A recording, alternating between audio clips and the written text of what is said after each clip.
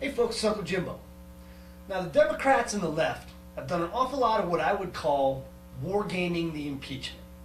They've got a myriad of crimes committed by W and Cheney, and they're going to frog march them in chains, haul them before the Senate, convict them, and then I assume guillotine them or hang them in the National Mall.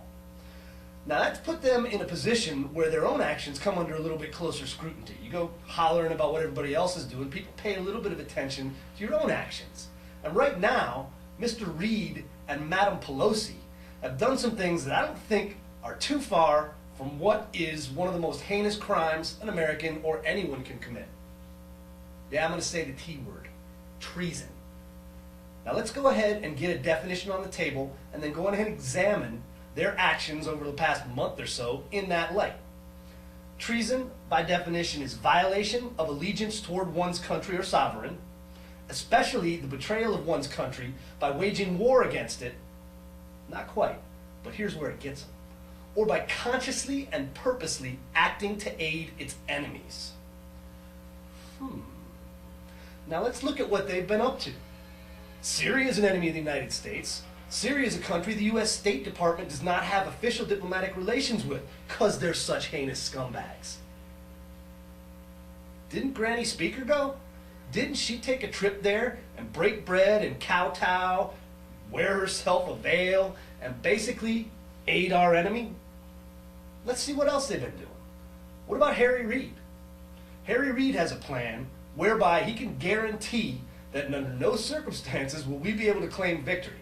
He wants to pull the troops out as soon as he can get away with it, and I don't see how you can look at that action as anything other than attempting to aid our enemies, they being Al-Qaeda in Iraq, the Sunni insurgents, the Shia militia, and the Iranian mullahs who are orchestrating a good chunk of that insurgency in Iraq already.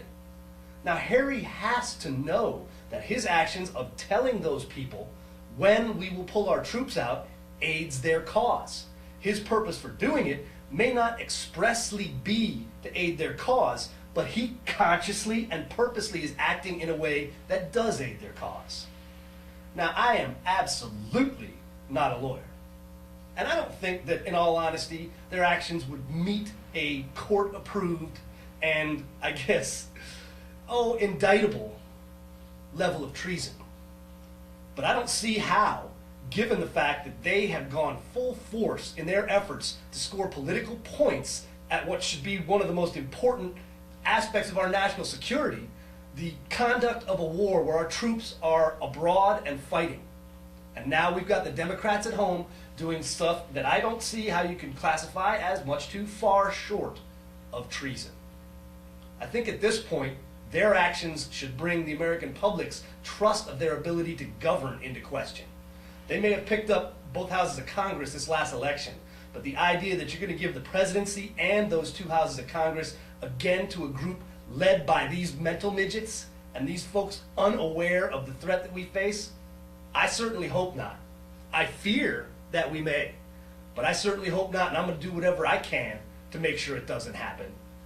Treason is a crime, and you're treading awful damn close, Democrats.